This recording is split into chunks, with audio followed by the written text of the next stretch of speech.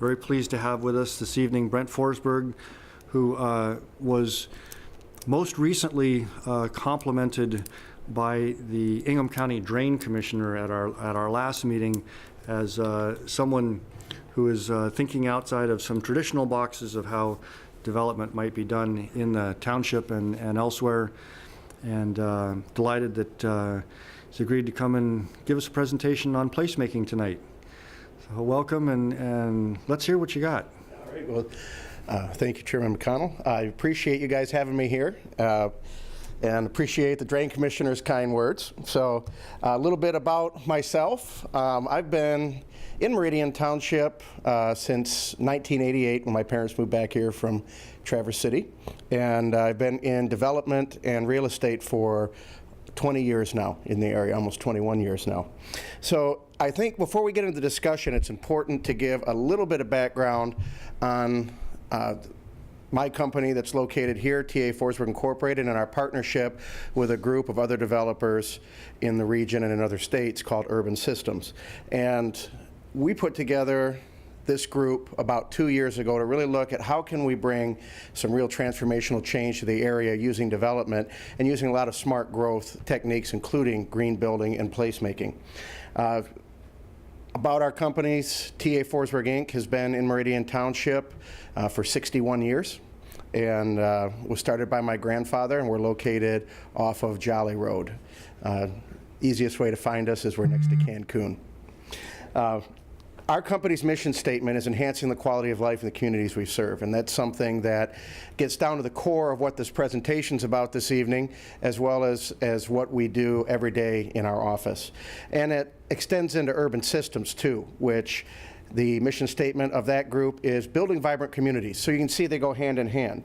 And we do that through a collaboration with public officials, local stakeholders, and residents in the region. And our team does a lot to reach out, and we're very active in the community in a lot of different areas, because development is a very interactive business, right? We are an agent of change, and we can affect the way a neighborhood is going to be for the next 50 plus years. So it's very important to us when we're working in different communities to be out there, be part of the culture, bring something that can enhance the experience that's there without destroying the neighborhood and the culture that's been there already. So that is the background, and that's kind of the basis of how we look at everything that we do. And I wanted to make sure that I said that up front as we go through this presentation. As we go through, we're going to take a look at some different ideas of what we do and how we look at sustainability, green, and placemaking in our developments. So we take a look at green development and placemaking from an economic perspective. And we use different methods of green building and placemaking to create value for our investors, but also to create the experience that people want in where they want to live. And we believe these goes hand in hand, because if people want to live there and there's less turnover and they're excited to be in the area and they're telling their friends about it, we're going to have a better investment for our investors that work with our team. Now, we're not experts per se in green building. I personally have not built a LEED building. We use a lot of different techniques that could be LEED certified. Some of our partners, Westpac from California has built several LEED buildings out there, but that's not something that we've done in this market. But we also look at it that it's important, but it still needs to financially work in a deal, especially in a market like mid-Michigan, where we don't have the same types of margins for rent rates and things that are happening in other areas of the country. Now, quick question, when you guys hear the word sustainable, what comes to mind? Just quick ideas around the room. Renewable energy. Renewable energy, that's a good one. Less environmental pollution. Yeah, less pollution, another good one. Energy efficiency. Energy efficiency, absolutely. All very common answers and a lot of what comes to people's mind when they hear the term sustainability. What we do is we look at several core areas, and one of them is the reduction of energy consumption in the projects. reducing the carbon footprint, especially when looking at a reduction of trip miles that people are taking when they're using our projects and living in our communities. The environmental impact on the surrounding area of the project, and the efficiency of the land use within the project and how it interacts with the land around it. And in doing so, as I mentioned earlier, trying to keep the character of the area where the project is. Now, these first two pictures give very dynamic examples of developments. The top picture is elevation, which is located right behind our office at the corner of Okemos and Jolly Road.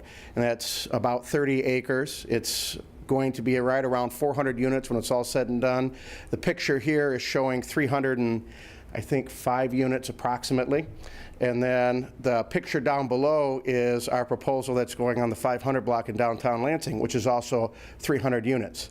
So in Meridian Township, our project, just because of the auto-centric commutes that happen here and the fact that it's in an area that's around a lot more residential, we're not building that type of density that you would see in an urban core. But both of them are very sustainable in their types of designs. But you can see you can get to it from many different ways. I brought a book I wanted to share with everybody tonight that really talks about it. It's something that we've embraced as a company, and it's the book Cradle to Cradle. I see a head shake, yes. So if you haven't had a chance to or haven't heard of this, it's a great book to pick up because it really makes the economic argument about why taking care of our waste streams, especially in industry, is so important and why it's better for business. And this is something that we believe in too as a company. Now they use two different cycles. They have what they call their biological cycle, which allows nutrients from biological nutrients in plants that go into production and products to be used and come back in through biodegradation. But what they're saying is to make sure that we're pulling the chemicals out so we're not causing the damage in the ground. They also have what they call the technical cycle. And what's really interesting, do you own a copy of this book? I don't. You don't? It's one thing that's really interesting about it, you'll notice, I'll pass it around the room, when you pick it up, it's relatively heavy. It's made from recycled plastic, so it's 100% waterproof. And it's made that when you're done reading it, you can turn it in, it can be recycled into another use versus thrown away, or he argues that newspaper and print still has a lot of environmental damage over time as it's downgraded to other uses moving forward, because it's generally not one of those products that can be reused again and again and again in paper. So that's why he made the conscious choice to make his book out of plastic. So when you take a look at it, the other advantage is I took it to the beach with me this summer when I was reading it. You can drop it right in the lake and it's not going to be damaged at all.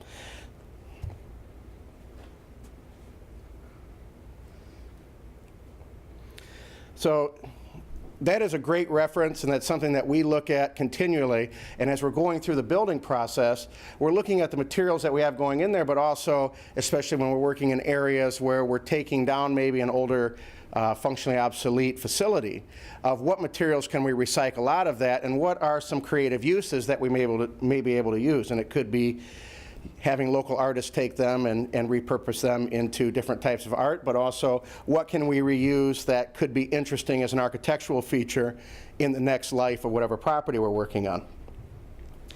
When we look at green building and placemaking, there's really two drivers that come into it from a developer standpoint. You have the code and ordinances that are in effect both on the national, state, and then the local level, but also you have and then also the other one, is the economic impact, which we'll get to in a minute. So when we look at the code and ordinances, one thing about them, if you're in an area that has higher than the traditional building code, you're on a level playing field. So if everybody is using the same code, economically you're competing the same. So examples, Meridian Township has dark sky on their lights, so to produce the light pollution coming down. Other areas don't have it. It's a little bit more, but the nice thing is too, in the last few years with the cost of LED lights and things, it's actually come down where it's getting very reasonable. One thing to keep in mind though is from a single family home standpoint, the regulation costs that are built in on average around the nation adds about 25% to the cost of a dwelling unit. So when you're looking at ideas like affordable housing, when we keep increasing the energy code and things, we end up taking some of that affordability out of the housing price because it drives it up just with the cost of the material. That's one of the reasons I think you've seen this major shift in the home building industry from 1950 till now, from 980 square feet, I think approximately, for home size, up to now we're over, I think, 2,400 square feet per home. because the easiest way to offset the extra cost is to go bigger on the square footage, therefore spreading out the price. So the code is something that's in place. We have the Michigan 2015 building code that we build to. Lots of local municipalities have ordinances that we build to, and each one's a little bit different. So we look at those when we go in and we're building. But looking at it from an economic standpoint, we look at, number one, does it provide a direct return on investment into our operations when we're looking at green placemaking and green building? Because one thing is, while altruistic's nice, it's not sustainable in business, and we'll talk about that a little bit more in a minute.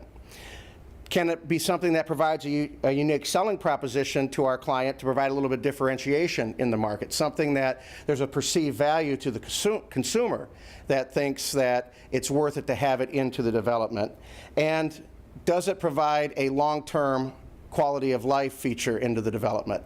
And that's important to us. Our development company, we're not one that builds and sells. We generally build and hold, and a lot of times we hold indefinitely on our projects.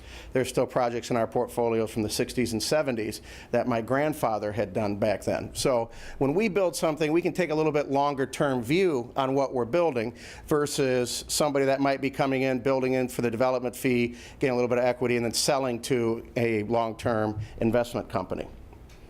So when we look at it, we look at things that reduce the holding costs of the project. So our projects are going to have probably sometimes a little bit more materials that are sustainable. We might put tile in instead of vinyl when we're looking at our hold, just from the long-term aspect of it. Hard surface countertops. We'll look at a few of these other issues as we're moving through. But it also allows us, when we're looking at the energy costs of what we put in, we might be able to invest a little bit more into the HVAC system and operations of the buildings, because we have that longer term hold in mind. So it's different for each company, but some of the generalities in it, if a developer is looking to build something that they're going to flip, they're going to look at things that provide a 2-year payback. So you might not get as high-end finishings when they're building their projects.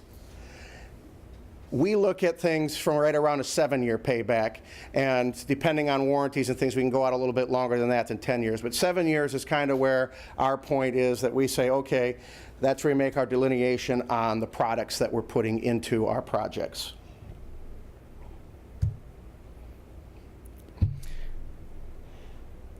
So when we look at businesses, it all comes down to businesses are here basically for one reason, and it's to create a profit for the owners of the company and the employees that work there. And I'm saying that from the standpoint that that's kind of the commonality of everything. Otherwise, they'd be hobbies. So when we look at this, that's why we take this approach. And what I mentioned earlier, that altruism can play a part, but a business can't survive on altruism. If it's losing money by putting products in the end, it's not going to be sustainable. Businesses are a product of humanity, and it's the same thing in our lives, right? That's why crash diets don't work. That's why we sometimes get really hot on interest and then back off, we lose interest. If it's not something that we truly are passionate or part of, it's not going to be sustainable in our lives. One term that we use for that is, we call it tuning into WIIFM, which is what's in it for me. And that's something that when we purchase any product, that's in the back of our mind. What is the value that I'm going to get from this? So when we're looking at it from a business standpoint, we have to bring value with these projects to the business so it can be in long-term sustainable. And it needs to work for the consumers the same way. Because if the consumers don't find value in it, we put something in, then in the end, it's not going to get a return, and it won't be something that we'll be able to use in the future. So how we get there is we do a lot of market research as a company. So we are constantly looking at the demographics of the region. We're looking at trends across the country of what's being built in other areas, how are consumers reacting to that. We do a lot of firsthand research, going to other cities, meeting with people that live in the different apartments, talking with other developers to figure out what is it that's bringing the value to people, and what is it that they're doing that is good, sustainable techniques for building. Some of the statistics that we're looking at, there's approximately 92 million millennials and 77 million boomers around the country. Quality of life and experience is the key right now in what people are looking for in housing. Earlier generations would look at it as an investment. It had a utilitarian value of the house to live in, but it was one of the major investments of older generations of the United States. It's not so much that anymore. As we've moved from the society of purchasing our cars, our housing, and all of our TVs and everything, we're going to a model of this payment stream, renting and sharing. So, and it's all coming back to the experience that people want. And we started seeing the trends years ago, I think it was the 90s, where you saw kind of the weddings start to come up, and these bigger and bigger weddings. And then you saw experiences in restaurants coming around where different types of foods, and the gastropubs coming around, and all sorts of different fare and more variety. And then the coffee shops, and now the bars. I think bourbon's the big one right now around the country. So people are into these different experiences and always looking to try new things. But also people are more conscious of local and more conscious of the environment too. They are asking the questions. People are recycling now. It's become a way of life in what they're doing, where it's just accepted that you have your garbage bin and you have your recycling bin in your housing. The other things that we look at is almost 25% of people under 24 don't have a driver's license anymore. So that's something that we're keeping in mind as we're designing our houses and our apartment buildings, and where they're at is to design around transportation and around walkability, which really is one of the keys of placemaking, is that walkability and what's the experience around where they live. So our focus comes in when we look at our design. We're looking at the carbon footprint and the reduction of trip miles, as mentioned a few minutes ago. In construction, the reduction of the costs, looking at the materials and the long-term reuse of the products in our developments. Our amenities. We also look at the preservation of the green assets that aren't replaceable in the developments. What trees are there? What water features? What land features are there that maybe could bring a better experience? So that all comes into, as we're designing the layouts in the areas where people are going to live outside of their homes, inside the communities, how do we bring that experience in there? So when we look at reducing the carbon footprint metrics, trip miles is the easiest one that we measure. And I think this statistic shows, this is what we presented when we opened up Elevation a few years ago, was the economic impact that development was going to have on the community. We were estimating that the average income per household there was going to be about $50,000. That means that we were adding approximately $11.5 million of consumer spending power to the corner of Okemos and Jolly Road. Now, what happens a lot in our area is, since we are so auto-centric, we're driving everywhere that we go. So we're getting in and out of the car all the time, and we're moving between different locations, different commercial locations, our offices, and where our residential is. So we said if we could get more of that to stay in the area, especially at the evening, we can provide a better economic boost to that corner. So then when we looked at our design of that community, we looked at, we'll get to that in a minute, sorry. We looked at how do we keep cars there, and we'll talk about that and what we did in a little bit. But the outcome is very quantifiable around the country. Anybody here heard of Walk Score? If you get a chance, check out that website. Even the federal government uses it for grants now. And it quantifies the walkability of neighborhoods all around the country.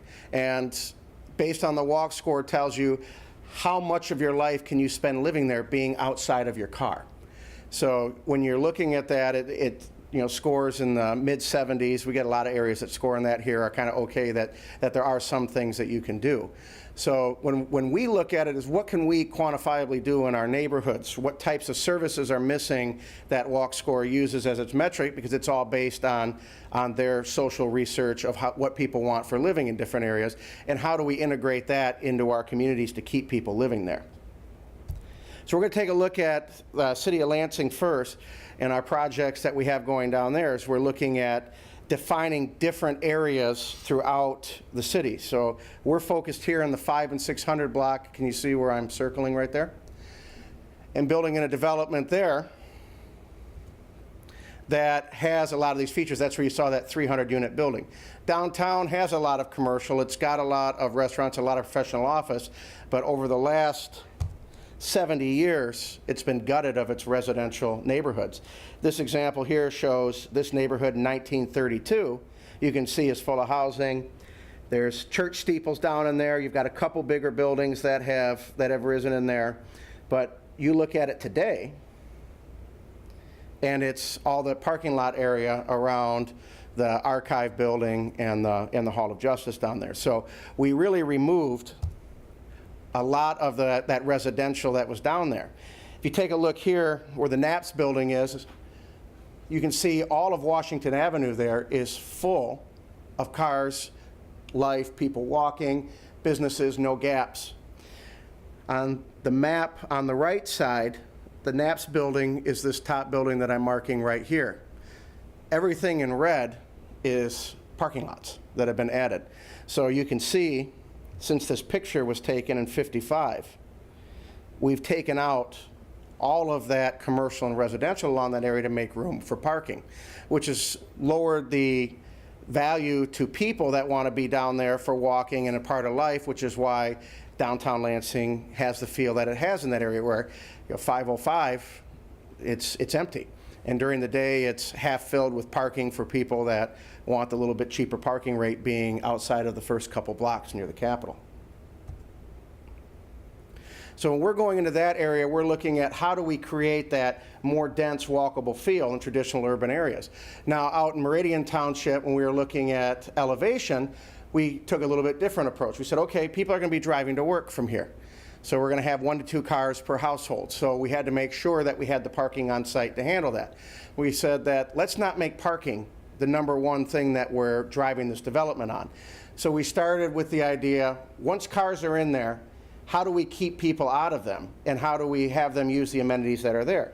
So we started with building a large greenway path, and this is what we're working on with the Drain Commission here along the drain, is putting in this pathway that's going to connect with Meridian Township's pathway system that comes out of Hartrick Park and over near the high school that connects. It's right here on the back side. You can see the mapping as it comes through our area and drops right down into this community. So we said, that's the biggest amenity that we have.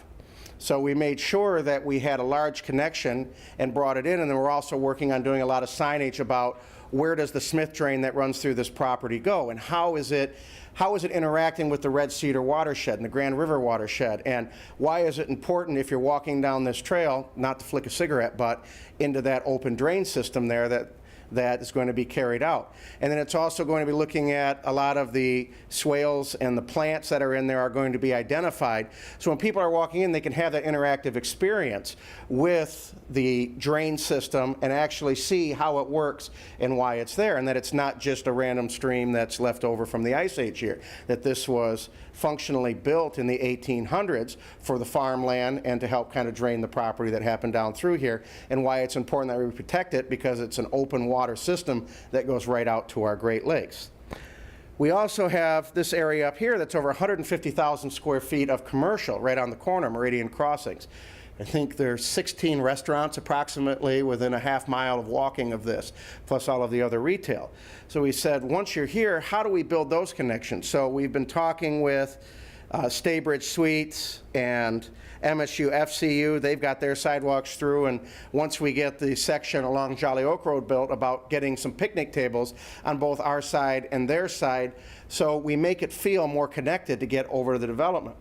We've also been working with Meridian Township here on the trails, that when we connect back here with this phase, we'll bring the trail down to the trail that's in the preserve and make that connection, which I think is really interesting, because now if you're in the back side of the preserve over here, you can get up to Starbucks and Pancheros faster on a bike than you can get in your car, come all the way around through the community and back up and park. So now we've actually built something that's a true transportation mode in the area, because it's providing a better convenience than getting in the car. You can see our roads through here. We've got nothing that's straight. And even the one here that's semi-straight is parked on both sides. The reason why that road's so wide is we set it up so food trucks can go in there, so we can do some small regional events in this area during the summer. And the rest of the time it'll be parked with cars, so that way it feels uncomfortable and there's no direct route or any way that it's easier to cut the corner coming through this development versus coming through the stoplight or taking Jolly Oak Road. So our plan is to really discourage cars moving fast in here. 20 is plenty, is good for residential areas, but when you're in a tight area like this, keeping traffic around 10 to 15 mile an hour is our goal. And we're doing that with the design and making it more pedestrian friendly. With the park system coming through, as you're walking off of the trail system for Meridian Township, you won't actually notice when you leave that public space to the private space, and we've done that intentionally, so that as you're coming through there, there will be park benches and things along there. We do have some other parks that aren't along the trail system that residents most likely will have as a more private park, just because they're a little more out of the way and connected to the sides of the building. But the main trails coming through the community are going to feel like public walkways. And when we get up to this corner with the commercial, we're going to be working on actually putting in a bike trailhead as well too. So we'll have the bike repair stations and areas there, so you can actually unload here, use the trail system, and come back. And our hopes with that is, with the amenities that we will have in there, that it'll be conducive for people to want to do that and then stay and get something to eat or grab a cocktail in the upfront commercial. So it's building that environment using a lot of the same tenants that we use in the downtown, just designing it around the lifestyle that's here in Meridian Township. This gives a little more close-up view of what we had just talked about, and this is the area where the bike trailheads will be, and then also where our open green space is, which is right behind the current tire building that's there right now. There's a white shed-style building that will be coming down as we do this project. And then in between the buildings, we'll have this area of the fire pits, kind of open space, open air. We also want people to embrace the winter here. So we're going to have the fire pits, we're going to have some protection available. We're working on how we're positioning the buildings right now to kind of block some of the prevailing winds and things the best we can to make it as good of an experience as possible. And we spend at least 4 to 5 months a year covered in snow. We might as well be able to be outside and enjoy it. Minneapolis has found a way to be one of the most walkable cities in the country, and they're a lot colder than we are. So that's one of the things we're working on here is to embrace all the seasons in this region. Another project that's looking at reducing trip miles is what we're calling the Wing. It's at the corner of Hazel and Hosmer. It was originally Tranter Manufacturing, and now it is the, its most recent iteration was the State Treasury Building. So we purchased this about 16 months ago. We've been working with the DEQ and FEMA because this is a very contaminated site from 100 years of industry in a floodplain. So most complicated project we've ever worked on. It's been a lot of fun. We're actually going in front of City Council here in the next 3 or 4 weeks to finish up our approval process of the brownfield needed to get this site cleaned up. But it really embodies what Live, Work, Play is. We've set up in it areas for artists. We already, when we took over the building, there were a couple small artists that were in there already from the previous owner. We also have some businesses that have gone in there, Michigan Imagery, that does some light metal work for cutting of signs and kind of wall hanger ideas.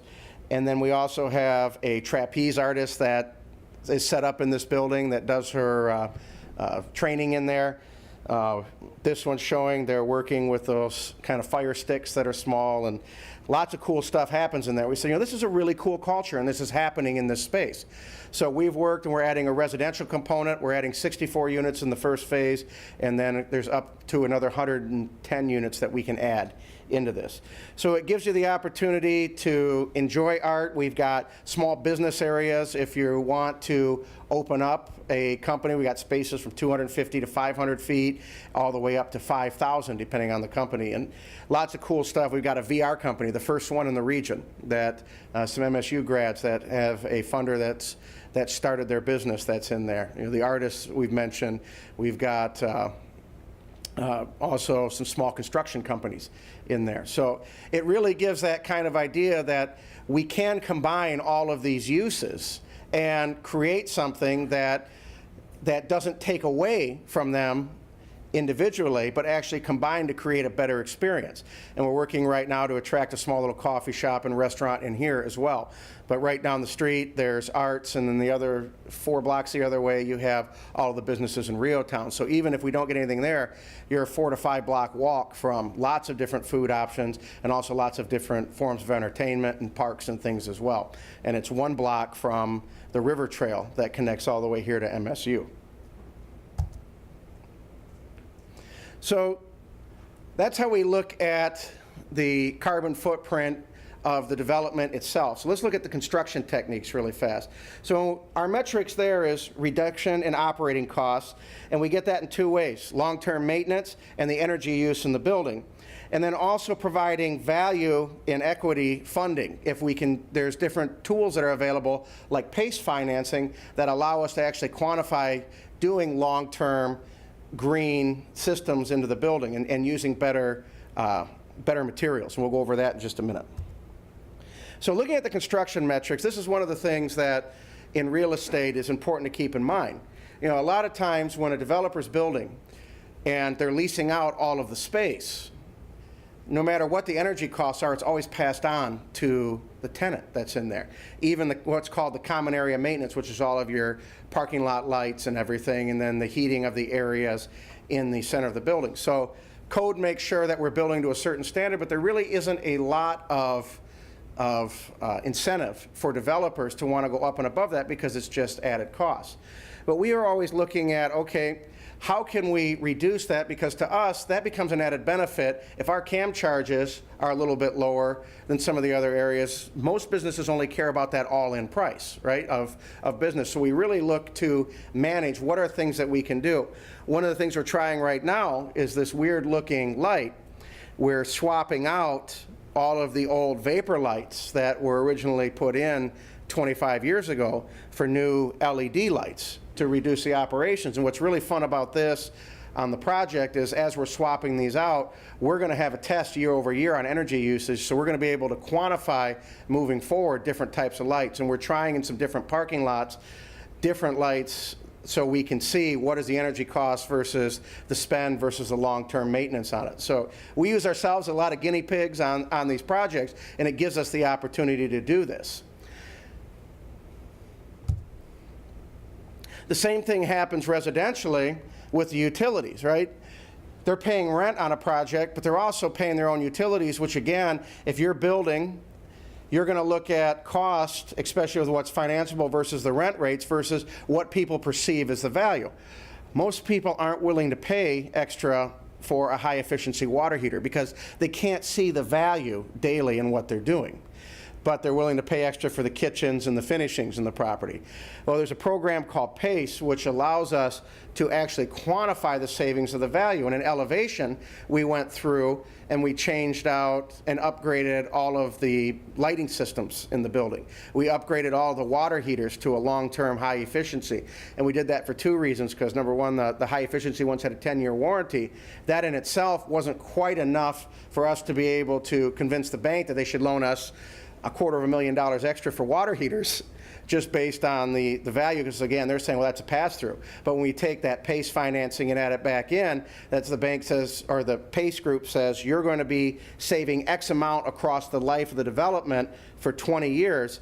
They will actually do a net present value function, bring it back into today's value, and you can put that into the equity with your regular bank, and it's added on as an assessment on the backside of the property. So they're guaranteed payment on this long-term program. So it's a great program for developers to use to be able to put in the upgraded windows. And we focused on lighting, the hot water heaters, our windows, and our insulation in the development were our main focus, that we did upgrades up and above Michigan's code based on the PACE financing that was available to us. Trash compactors too, we added those in.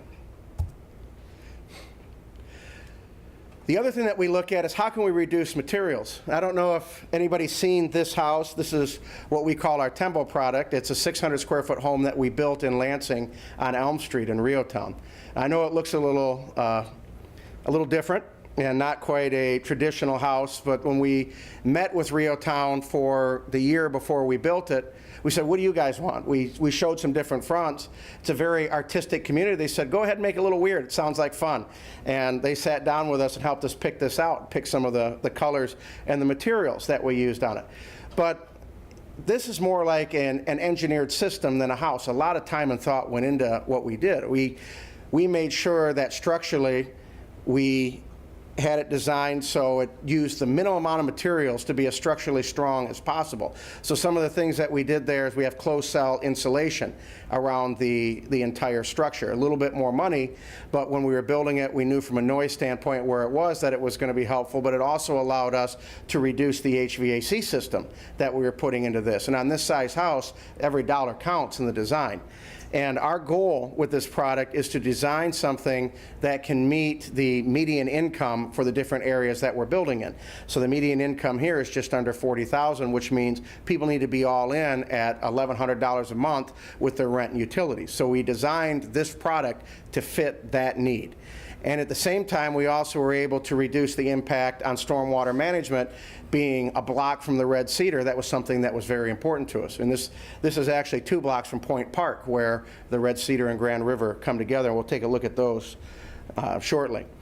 Some of the things that we did is the single slope roof, so it allowed us to open up the interior of the building, so it's got this nice open airy feeling. We also put a large slinger fan up in the ceiling that allows for the air circulation. We oriented it so we've got some light to the south, but we also have some solar cover from the trees that are out front, even with that southern exposure, so you're not getting as much of that direct sun in the south in the summer when you don't want it, but in the winter you're going to get a lot of that solar gain coming through to help heat the house.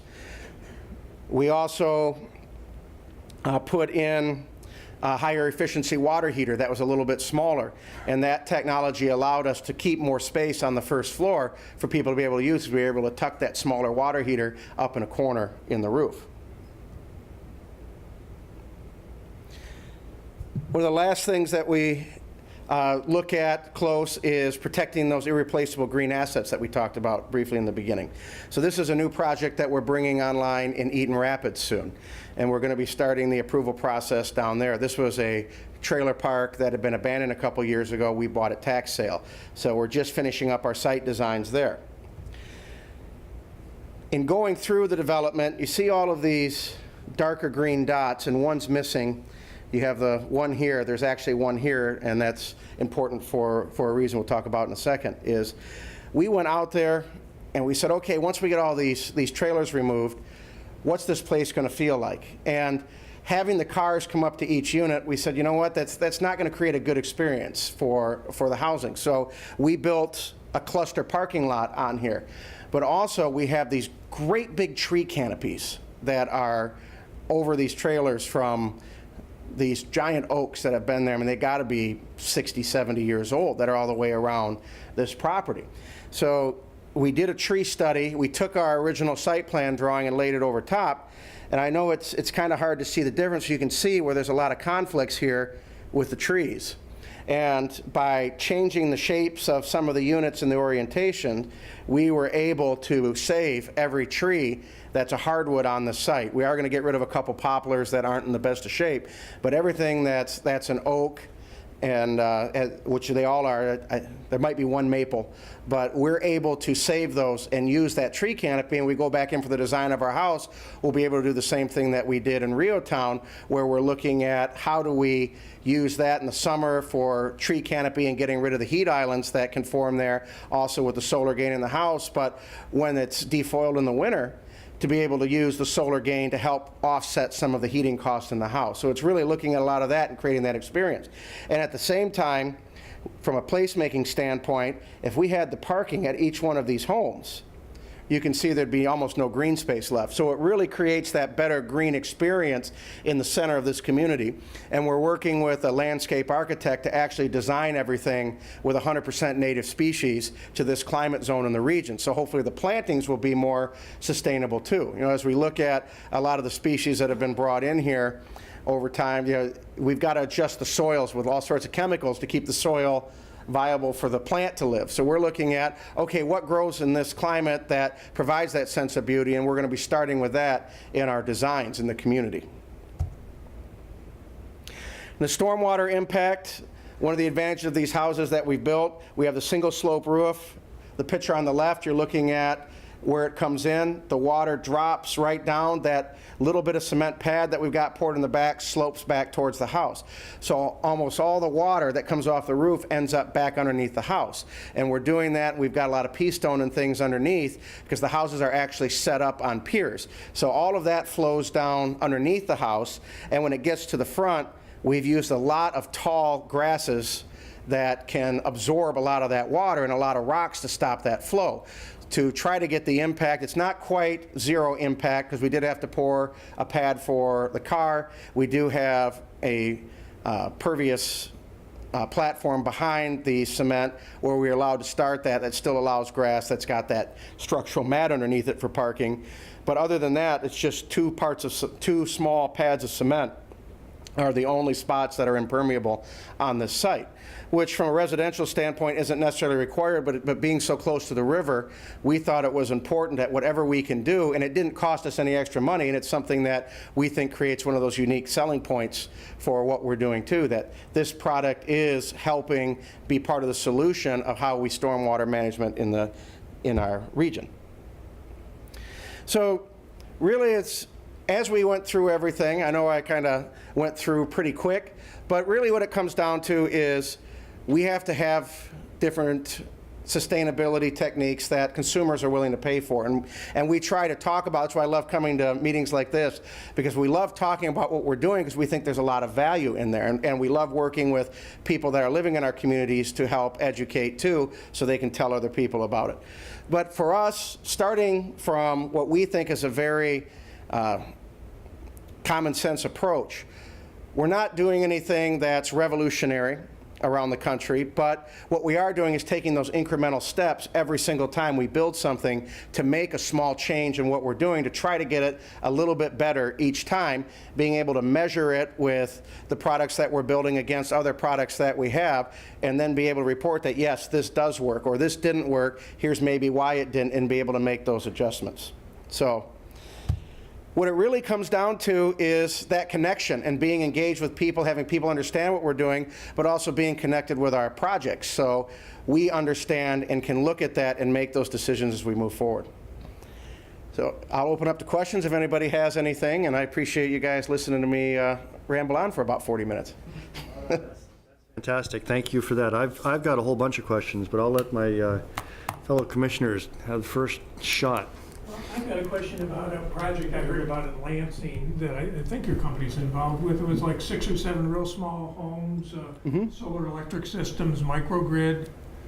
Can you tell us a little about that project? So that is going to be right near the blue house that was in the picture.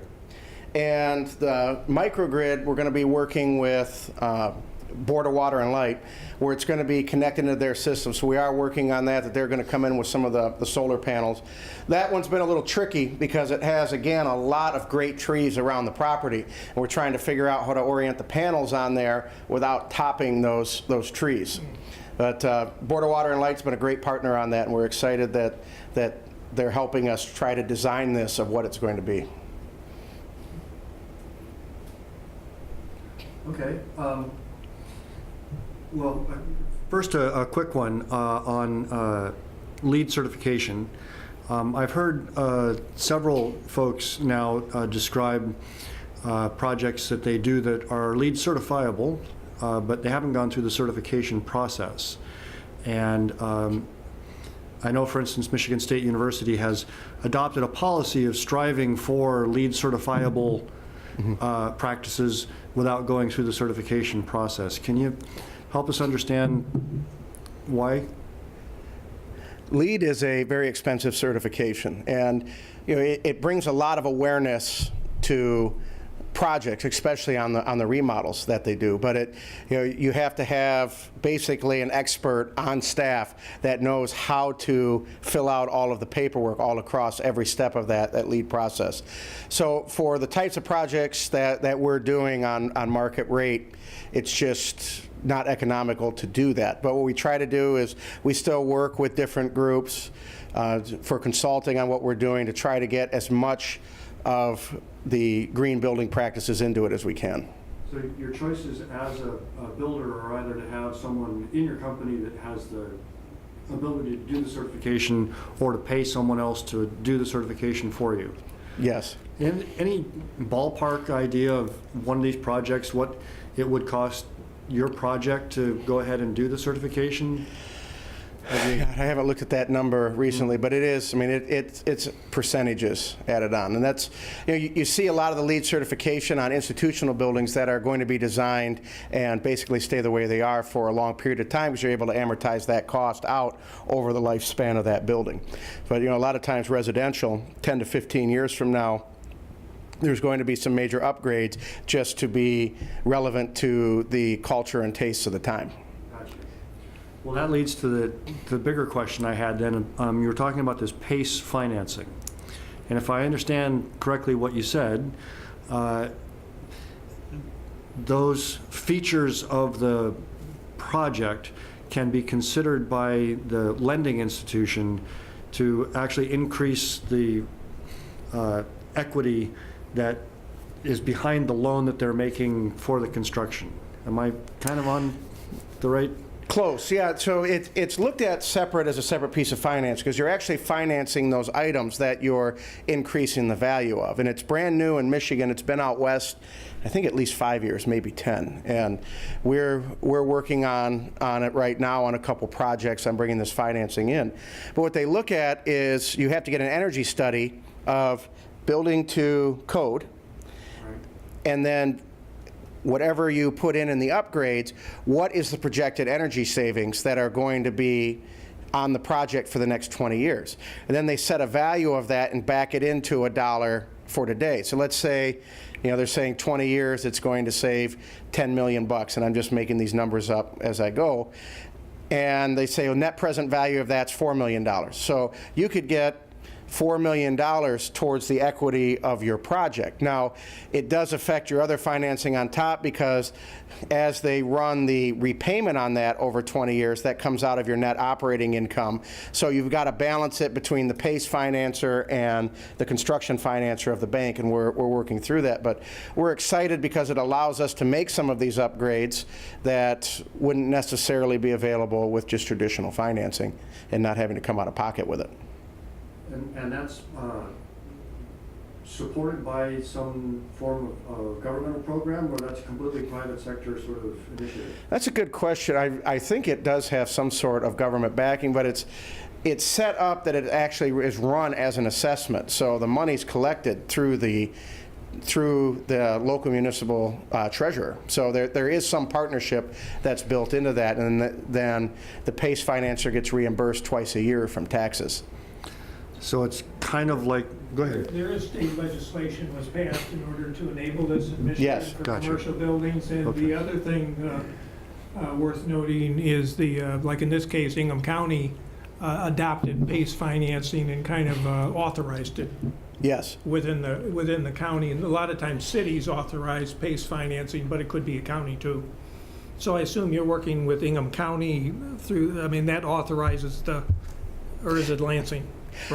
I know the group that our finance team is working with is out of Detroit, that they've been talking with on that. But yeah, I do know that legislation had to be passed, but I'm not exactly sure how the partnership works there, because this is all new to us too, but it's exciting. Yeah. Well, in a way, it sounds sort of like the flip side of a brownfield or a tax abatement. Rather than taking care of somebody else's past mess, you're sort of avoiding some future extra cost. That is the as it intent, were. yes. Yeah, cool. So the deeper issue that this kind of points to that you mentioned earlier is that your company, you say, is somewhat distinctive among your community, your business community, in having maybe a longer-term perspective for the investments that you're making in the community. And I take it that's partly because of your family history and partly because of your philosophy of how you want to do your business. And something that we've kicked around here on the commission a little bit is what sorts of things the township can do to encourage that longer-term perspective. We've had projects that come either here or more often the Planning Commission, where it appears that there is very much that we're going to build it, lease it out, sell it, move along to the next thing, and the person who's doing the building isn't the person who's going to be here in 20 years. And is there anything that you think the township can do to encourage more of that sort of long-term commitment to the community? How to attract more people who have that long-term commitment to? Yeah, I think there are one of the biggest things we look at. Number one, we've got code, which sets that bar, which Michigan's code is pretty strong of how we build compared to a lot of different areas. But I'm always a fan of find a way to incentivize what you want to see versus the punitive piece. I mean, we've got to have the code in place to make sure that we have that protective layer. But Meridian, like with the planned unit development ordinance that's in place, we worked through that on elevation, and we were able to get a density bonus by providing more green space in the development, by working through different amenities that the township thought was important, that we were then able to fund because we could boost unit count, which increases our revenue, which creates a better place to live, which should, in theory, boost up our rents over maybe some of the developments that don't have that, and able to get the township some of the features that they wanted. So I think methods like that are very important. You see that around the country happening too. You got an area like Portland, Oregon, where affordable housing is an issue. And depending on where you're at, some areas have density bonuses of 1.5 to 1 for every affordable unit that you put in, you get 1.5 market rate. But there you're building 10, 15 stories. In the areas where they're building 2 to 6 stories, they're working on, okay, if you put in X amount of affordability, then you get a small abatement against your taxes. So instead of getting taxed at 50% of the true cash value of the project, you might be taxed at 40% or something. So they're working on incentivizing what they need in their market. And I think it's the same thing that can be done with environmental standards. So if you're working on putting in a pervious parking lot in an area that, okay, this is one of the lists of items that we can have. There's a lot of cost in this area with that type of parking in the way it currently is because of the amount of water that gets in there. It breaks up a lot faster here than other areas because of our freeze-thaw cycles.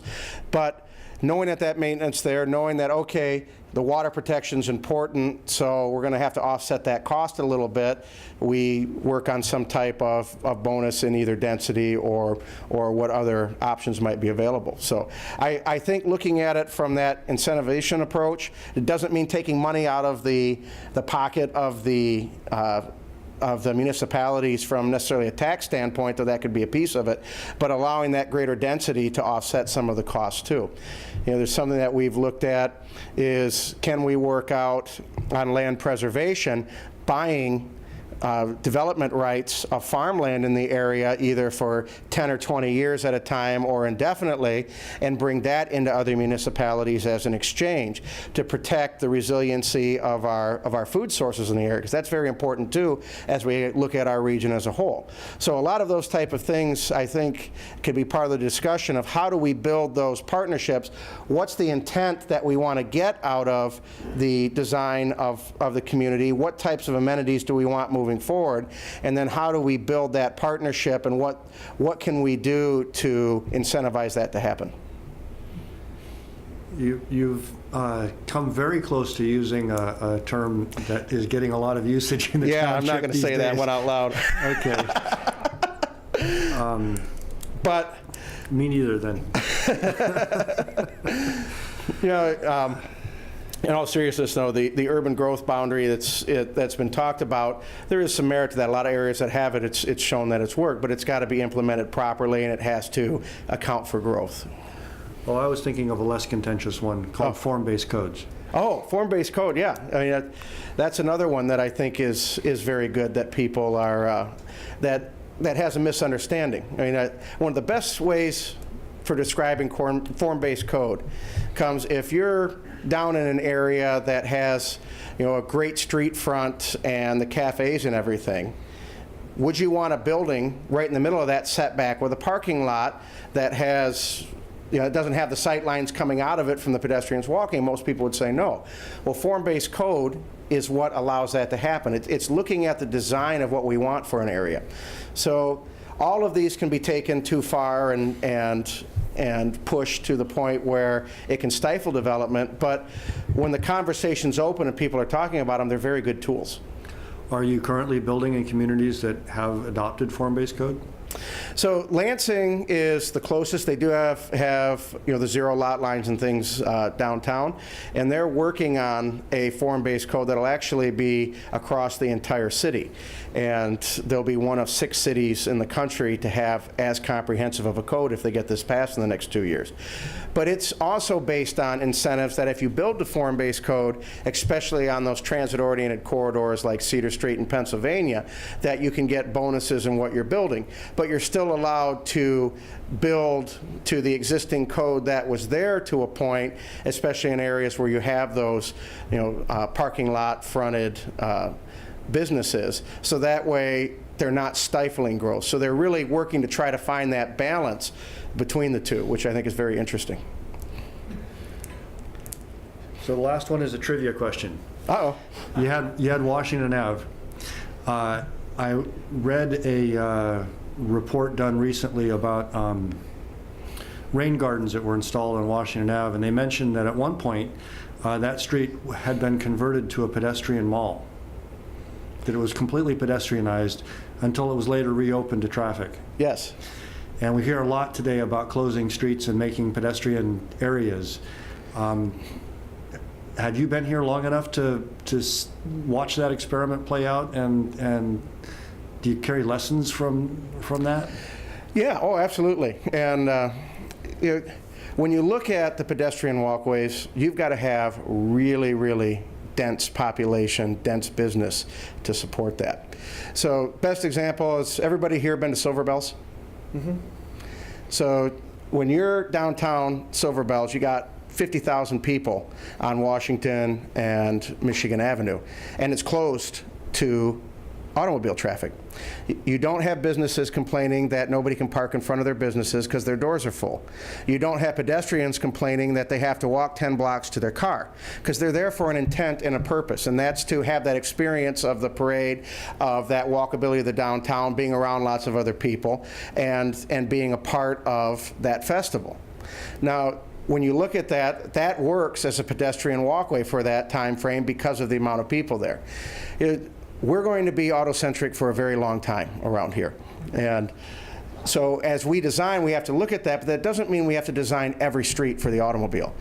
It doesn't mean that automobiles don't go on every street, but it also means that maybe they don't go on every street every single day. Detroit's experimenting with closing down walkable sections of street a couple Saturdays a month, and it's working very well. So we've got to get away from that one-size-fits-all, that we've got to get cars down every street at every speed, and understand that, okay, maybe 5 or 6 blocks over is the main auto corridor, and over here is the pedestrian corridor that we do have some parking, and we still need to get people down there for convenience, but maybe it isn't the most important form of transportation down there. But it's all about what the community wants in that area, and that's where the discussions come in, and we have to look at the design. And then when we're looking at the design, if we want something that's 100% walkable, then we really have to look at the type of density that it's going to take to get there. And that's something that, for this region, I think is a long ways away as well. Great, thank you. Anything else, guys? I'm just kind of one quick question. Charging for electric vehicles, does that come up at all in your development? That's something that we're looking at very closely right now. That and the autonomous piece is, where's that going to take development in the next 10, 15, 20 years? I listened to the director of M-City yesterday or the day before. He was at the U Club, and he was talking that we're still probably 20 years out from level 4, level 5 autonomy. But that's something in a development cycle isn't all that far away for the use of a building. So we're looking at how many charger stations do we need, and I know we're putting some in our different projects moving forward. But also when we're looking at shared vehicles, which is the one that right now we're saying, how are we going to work with this? Is this something that we provide in our projects? Do we put a couple Zip cars or the other brands that are available in the development so people can have a shared card? And will it work, and will it reduce the amount of cars in a development? One of our projects, it's a small one downtown that our partner has, is parked at 0.55 right now. So roughly only half the people in the development have a car, and they're reliant on Uber and public transportation because they live and work within about a mile of each other. So these trends are, we're constantly looking at, what is it going to do? How do we design? How do we put the infrastructure in place that if we have to have charging stations for vehicles built right into the building, where are they going to go? So yeah, we're looking at all of that. Now you've done it. So public transportation and transit. One of the most exciting things I personally feel is happening in the region at the moment is some new leadership in our capital area transit authority. And I've actually been witnessing over the last couple of weeks changes that have been made to some of the campus routes, and the abolition of fares on the campus routes. Those fare boxes are all covered in bags now. And talk about buying potentially different vehicles and really thinking outside the box. And I imagine that you're aware of some of that, and if you have thoughts, great. Otherwise, it's simply an encouragement to seize the moment and have discussions that might have been more difficult some years back. Yes, we have met with CATA several times in the last years, and their new director, Mr. Funkhauser, has done a great job in his messaging of what public transportation is in our region. And he's got his own little YouTube videos, Brad Rides the Bus, where he's actually using his product that he's out promoting every day, which is great. And we're looking at it, if from a parking standpoint, we'll have to plan for cars. But every car that we can get rid of in an area is more green space that we can add in, or more amenities that we can add to our development, and in some cases density that we can add into our development. So we're looking at how do we get that integration with those larger transportation routes, with getting to those from some of our developments if they're not directly on them, and working on that kind of just in time. Because the problem is, if you can jump in your car and get to someplace faster than jumping on a bus, you're going to take your car. Where it works and where you start to see public transportation take over is when that path of least resistance is getting on a bus. So what we're looking at is how do we provide that convenience in and build that in right now before it is a demand in the area, because 20 years from now it very well could be. Or the transportation model, with whatever technology comes up, the car will be kind of that secondary too, and how do we plan for that? But it does integrate right in, and public transportation is a key to that. I mean, it is the most efficient form of transportation for lots of people. I think the only one that's more efficient for an individual is a bike. So, and that's something that we put a lot of bike stands in our developments too. I know I put on a lot of weight this year. I'm working on getting it back off, because I haven't been on my bike as much, but up till this year I was riding 1,500 plus miles a year on my bike. So it's something that is very important to me, and that we do build that in. So I promise I'm not going to ask questions about bikes. All right, well, if there's no other questions, thanks again for coming to give us these ideas and these thoughts. It's very valuable. Well, thank you.